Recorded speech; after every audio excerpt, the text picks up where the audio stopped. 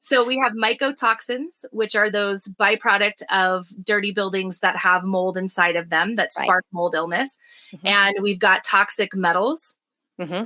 glyphosate, Mm-hmm. and endocrine disrupting chemicals. All right, can we discuss each one of these for just a second? Sure. So, mold. Most people don't understand that mold can also be found in your food sources, Yes. right? Even things like your condiments. Absolutely. Your It's supplements. there's condiments, there's coffees, teas. I'm trying to think of some of the other main food categories, cheeses, that we just find all kinds of mold inside nuts. A lot of nuts, peanuts, any of these, a lot of people are eating a lot more nuts, will have mold in them. What other sources do you find for mold? Well, like I mentioned, supplements, this is something that we had to learn the hard way. We Mm-hmm. really didn't have an understanding of how a lot of these products are made. So in my world, we have a lot of kids that have massive nutritional deficiency, and we do have to go in and sort of rebuild that profile for them. But in our attempts to do so, we discovered that some of these kids were getting sick with giving them these supplementation. And there's a couple of reasons for that. One is because their pathways are so blocked up with other forms of toxins, they can't receive that nutrition properly. Right. But another reason is that a lot of things are cultured on mold. Mm-hmm. And they use a lot of these like citric acid as a preservative in many things, a lot of liquid forms of supplementation, Mm-hmm. which our kids need because a lot of our kids can't swallow Right. pills. Right. And so you have this double issue where you're trying to treat, but you're also causing harm. Oh, and for most people, the average person, they're going to have no idea, that this is the case for it. Glyphosate. We can hardly get away from it. That is one of those toxins that is in the air, it's in the water, Yes. it's in our food, it is in every source of everything that we do as a human being. It's so frustrating. As you noticed my expression, um, glyphosate is like, if I had to choose a nemesis, it's this one. It's Yeah. absolutely this one. The capacity that it has to destroy not only the microbiome, which is really the primary conversation that we have when we're talking about glyphosate, but it travels through our sulfation pathways right into our interstitium, which is our main massive highway system for transporting toxins out and nutrients into every tissue at every level.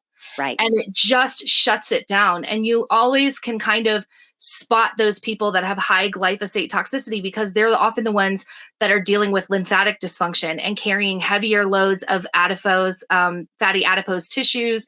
And they're struggling with weight loss and all kinds of other things. Hormone things will do that too with endocrine disruptors. But our biggest issue is actually that underlying glyphosate that disrupts the zinc pathway. Okay. And it is so difficult because there's no, the thing with glyphosate is that it's both positive and negatively charged. Mm-hmm. Right. It's a bipolar element. And so you can grab a binder and throw it on one end and it's still hanging out in your tissues on the other end.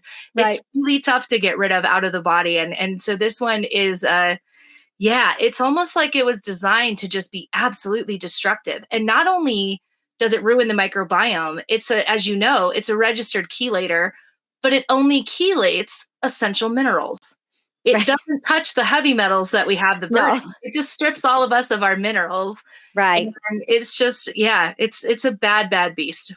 Right. And I honestly, the only true way to absolve yourself of taking in glyphosate is, number one, you've got to filter your water. You've got to know what's in your water to know what kind of a water filtration system you need to have on it.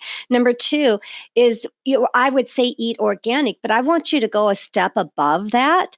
Yes. And I want you to know your farmer, because organic doesn't mean no chemicals. It means limited chemicals. I couldn't agree more with you. And we actually built an entire section about sourcing your food into our educational products. So whether it's a consumer or a practitioner, we really do not understand. Like we get this safety blanket of these labels. and we really Right. start reaching for them, right? And it's like you said, it's marketing. Mhm. USDA organic on food is still marketing. You're still getting exposed to glyphosate because there are allowable limits of that, even in organic processes. So we often counsel our patients to really be beginning to have a relationship with the farmer's market. Yes. Start talking to the people that are growing your food. And even better, if you can really get in there and become like an urban homesteader and start growing a lot of your own produce, that's even better because then you can Right. really control what's going on. But sourcing food is absolutely critical. And it oftentimes can feel like a step too far for people when they're overwhelmed with chronic illness. Right. But there's something so rewarding about making that connection to the person growing your food, having them become sort of a part of your extended family. You Mhm. and your children growing your own food in your house, whether that's a herb box in your window or a full greenhouse in the back. Mhm. You get to reclaim this power of knowing that your food is safe and it's really coming to the table with a nutrient profile that we need for health right now.